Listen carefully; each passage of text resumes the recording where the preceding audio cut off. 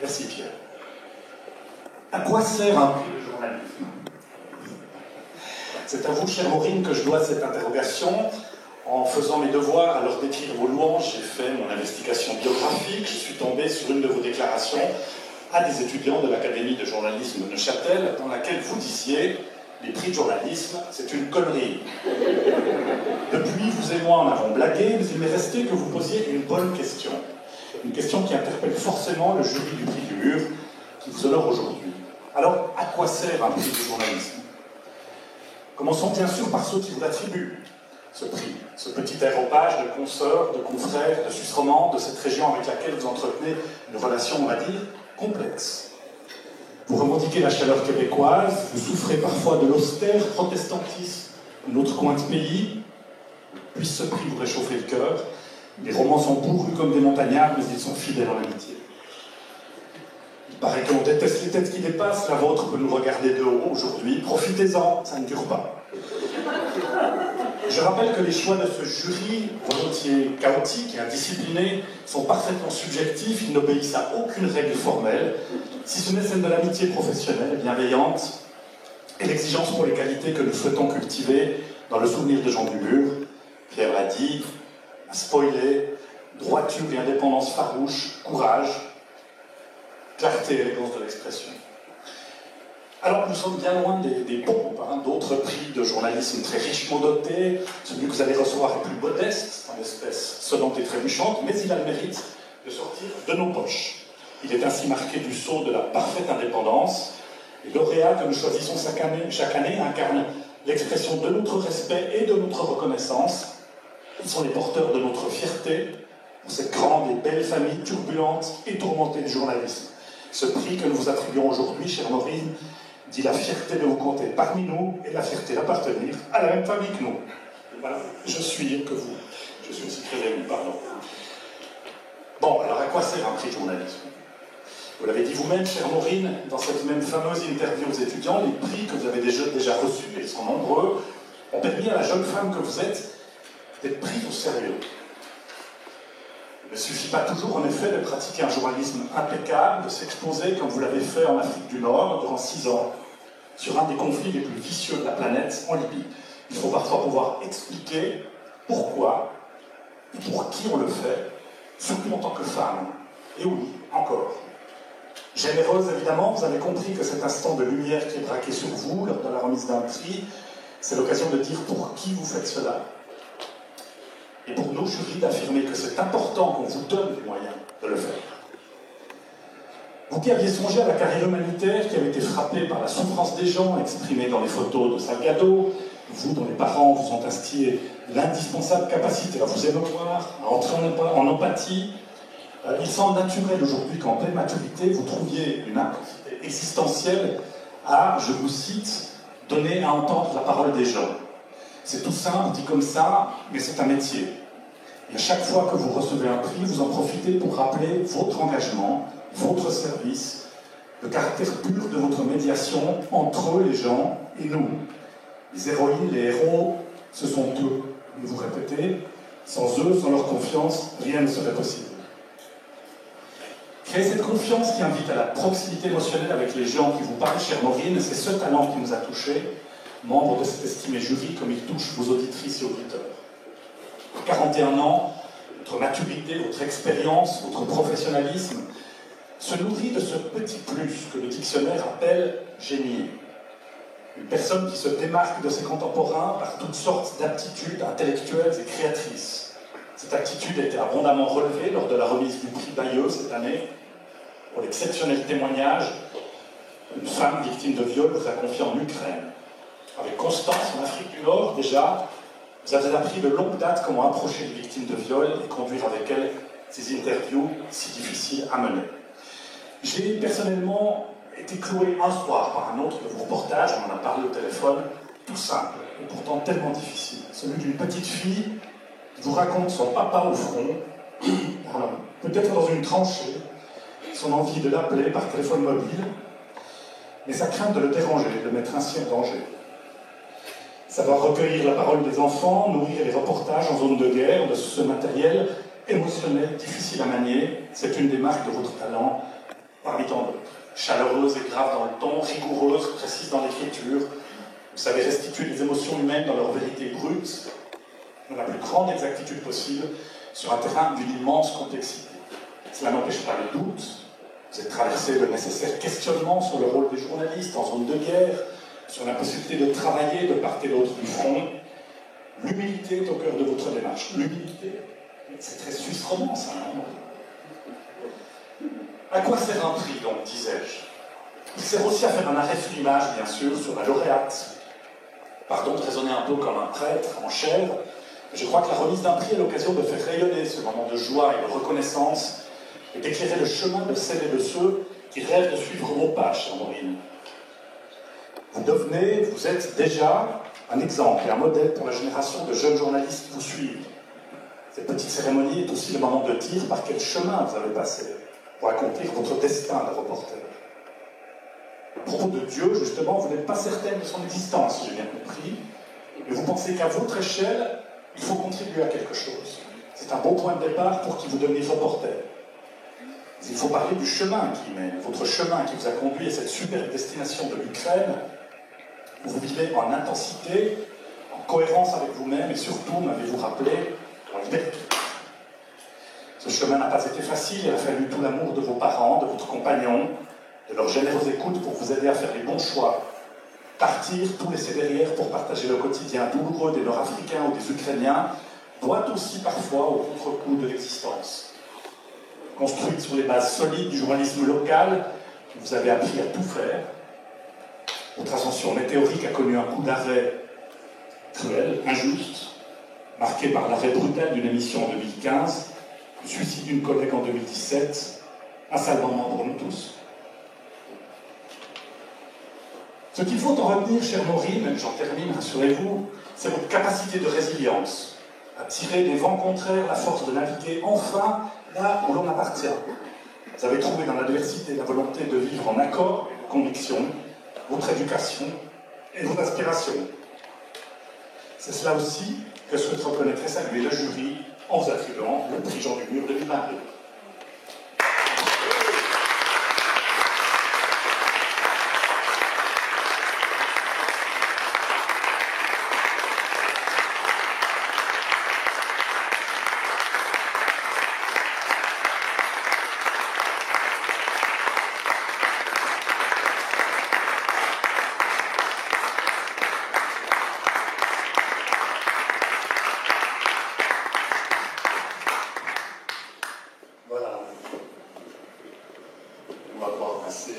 À la conversation. Merci. Un petit peu de ces émotions. Et puis, mais avant ça, est-ce que tu... Ah oui, merci. Vraiment merci. Du fond de cœur.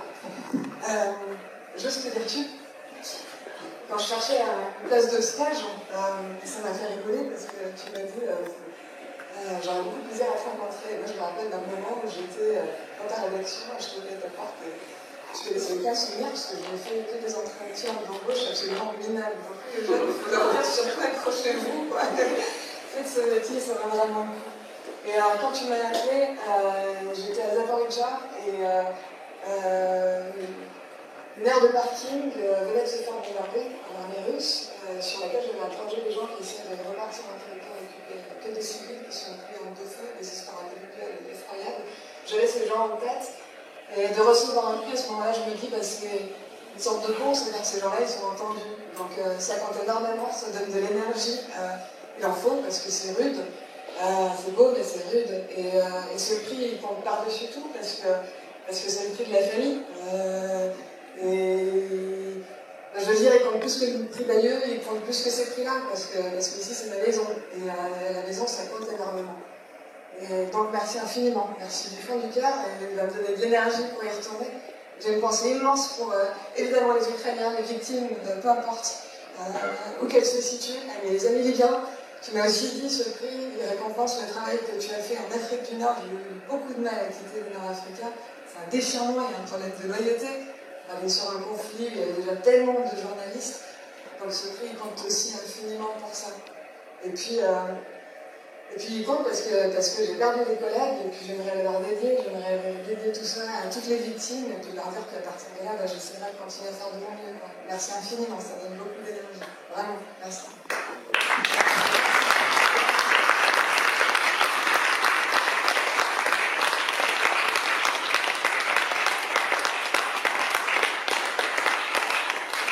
Il y a plein de copains dans la salle qui m'ont drôlement aidé sur mon parcours et il n'y a pratiquement que ça, donc merci les amis parce que si j'arrive à bosser aujourd'hui c'est bien grâce à vous tous et vous savez de qui je parle à peu près tout le monde. Merci beaucoup. Merci Maureen. Revenons sur le terrain, sur votre parcours. Le Donbass, vous connaissiez déjà. Vous êtes ensuite parti beaucoup au Sahara, vous êtes installé à Tunis, vous avez fait un reportage en Libye, et tout à coup, vous retournez en Ukraine. Pourquoi partez-vous pourtant? Parce que je pense que j'ai oublié l'essentiel tout à l'heure, parce que j'ai la confiance de mon rédacteur en chef, Laurent Kasparov. Et à la fois sur l'Afrique du Nord, mais aussi sur l'Ukraine, quand la guerre a éclaté, je me suis rappelé que, moi je pense pas, je déteste le terme reporter de guerre, et puis je pense pas que ce soit des compétences véritablement. Mais par contre, je savais que, à force d'aller en Libye, j'avais quelques notions. Et donc je l'ai appelé et je lui ai dit, si t'as besoin, j'y vais tout de suite, et il m'a soutenu. Et puis c'est lui ensuite qui m'a soutenu. Merci Laurent, je sais pas où il est, mais il s'est battu d'arrache-pied pour faire un poste de correspondante, et c'est notamment grâce à des personnages très rares. Mais celui-là, au fond de vous, quand vous entendez ce qui se passe, c'est le matin, on entend l'avion, voilà, les routes qui se mettent en mouvement. Vous dites, je dois y aller, c'est une nécessité. Oui, et puis je me retrouve franchement comme une imbécile, comme tout le monde, sur Twitter, et à être prise d'effroi, saisie. Et puis après, c'est notre métier, il faut y aller tout de suite. Et puis, aussi en tant que... Les réseaux sociaux, c'est une chose, mais c'est une telle autre réalité qu'à un moment donné, non seulement il faut se rendre sur place, qui plus est très vite, mais c'est une manière aussi très sincèrement de chasser aussi un peu l'angoisse. Je déteste voir la réalité derrière des écrans réseaux sociaux, et pour moi ça me fait beaucoup de bien en fait d'aller me rendre compte, et de me rendre compte ensuite, mais d'aller tout simplement voir de mes propres yeux, j'ai ce besoin-là à la base. Pourquoi vous devez voir de vos propres yeux? C'est pour comprendre, c'est pour vous, c'est pour être plus qu'un témoin, mais presque un acteur, d'être là où les choses se passent. Je suis curieuse, je pense que c'est la base de notre métier, je le suis peut-être un peu trop, mais moi j'ai vraiment besoin de ça. Et puis j'avais ce lien quand j'étais allée en 2014 dans le Donbass, et je me disais, c'est invraisemblable ce qui est en train de se passer, je ne réalisais pas bien, très honnêtement. Donc besoin de réaliser, besoin de voir l'ampleur, et puis ce lien-là, quand même, on va penser aux gens que j'avais interrogés à Donetsk en 2014. Et tout à coup, la réalité nous rattrape avec cette invasion. Et puis, je trouve important, c'est le service public. Je pense que tu peux rester plus longtemps. Et pour ça, il faut aussi le soutien de la radio. Ils ne m'ont pas demandé de me déplacer, ils ne m'ont pas dit t'as 24 heures pour aller à Odessa ou ceci ou cela, ils m'ont fait confiance. Et puis, le fait de travailler sur la durée, ça permet d'être dans un rapport de confiance avec les gens. Et les gens, quand il va débarquer des envoyés spéciaux sur 48 heures dans un état de traumatisme absolu, je pense qu'ils ont besoin de temps. Moi, j'étais très peu confortable avec l'idée d'interroger des gens qui sortaient de cave. Le reportage, le témoignage de cette femme violée, moi je l'ai donné plusieurs jours pour qu'elle puisse me dire oui, j'ai vraiment envie de témoigner, je le fais. Et une fois qu'on fait l'interview, oui, j'ai envie que ce soit diffusé. Parce que c'est des gens qui sont dans des états de traumatisme tels que je pense qu'il faut prendre le temps. Donc je me suis donné le temps en fait. Très franchement, je travaillais beaucoup parce que je n'avais pas le temps. Et c'est ce qui m'anime dans ce métier. Donc j'ai pris le temps face à ce déferlement de journalistes. J'ai fait l'éloge de la lenteur et puis la persévérance et des toutes petites nuits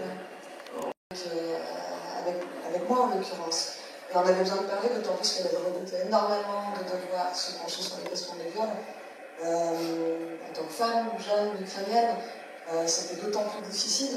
Donc on parle, puis après il ne faut pas les lâcher sinon. Moi j'essaie de faire gaffe à ça.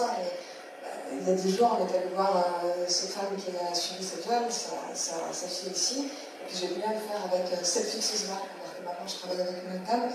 Et puis on était comme des imbéciles à bout de chat, et je dis imbéciles parce qu'on avait toutes les images qui nous revenaient, quoi. C'est ça, on avait des cadavres qui n'étaient plus là.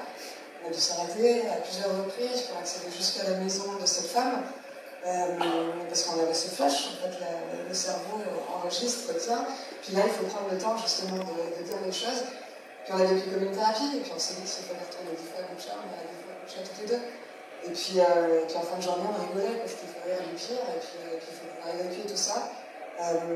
C'est aussi pour ça que, moi, très sincèrement, je trouve que d'être correspondant sur place, ça permet ces moments, quand on est envoyé spéciaux, on arrive, on repart, on prend des choses très violentes en pleine figure, puis après on arrive en Suisse, et puis tout le monde n'a pas envie d'entendre ça, c'est dur de projeter toutes ces images, ces témoignages à la tête des gens, encore plus quand ils disent parfois c'est dur d'écouter des témoignages, je peux plus, je fatigue, on essaie de faire gaffe à leur sensibilité, donc on est un peu démunis. Donc pour moi, c'est une vraie facilité si j'ose m'exprimer ainsi que de vivre sur place parce que je peux échanger ça avec les gens. Donc je vais trouver des idées de sujets, je rencontre des gens. Puis comme les Ukrainiens, tout est relatif, on s'habitue à tout. Quand il y a des bombardements à Kiev, on se dit bon, ce sera sans doute des infrastructures, c'est compliqué, mais tant que ça ne touche pas des gens, au moins ça. Et puis c'est sur Nikolaïev, quand on est à Nikolaïev, tout est relatif, donc on fait son petit bonhomme de chemin, et puis là, en l'occurrence à Kiev, il faut s'organiser, il y a plein de logistique à faire, toujours avoir des portables rechargés, parce que là où je vis, on est chanceux, il n'y a pas d'électricité 4 heures par jour, mais ça peut être 3 fois 3 heures pour pas mal d'habitants à Kiev. Il faut faire des réserves d'eau, parce que quand il y a des pannes d'électricité, l'eau n'accède plus aux appartements. Donc on retrouve ces habitudes de montagnard, en l'occurrence. Et on fait des réserves d'eau chez soi, on dort dans le couloir pour respecter la règle des 2 murs. Très honnêtement, ça ne brille pas forcément quand il y a des alertes, parce qu'il y en a trop. Et puis qu'on se rend compte qu'à Kiev, on est véritablement bien plus protégé que sur les lignes de front. Enfin, c'est vraiment très très très confortable. C'est aussi là où il faut se méfier de ce qu'on projette nous les journalistes, parce que moi-même, quand je suis arrivée à Kiev, je me suis dit la moitié de la ville est rasée, quoi. Et puis je suis arrivée à Kiev et puis je regardais difficilement les impacts. Il y en a, il ne faut surtout pas minimiser, mais c'était pas ce que j'avais à l'esprit. On vit à Kiev, puis surtout les Ukrainiens vivent. Ils ont une expression qui est magnifique, ils disent nos yeux pleurent, pleurent de peur, d'angoisse, mais nos mains s'activent. Et puis il y a une espèce d'énergie comme ça, on fait les choses, hein.